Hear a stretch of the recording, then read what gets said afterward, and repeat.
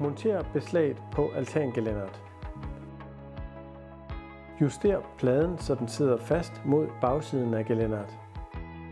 Spænd skruen, så pladen sidder helt fast. Juster pladen på undersiden af gelænderet. Spænd skruen, så pladen sidder helt fast under gelænderet. Juster pladen, så den rammer altanvæggen. Spænd skruen, så pladen sidder helt fast mod væggen. Træk op i hver låseknap mellem hver led og få larmen ud.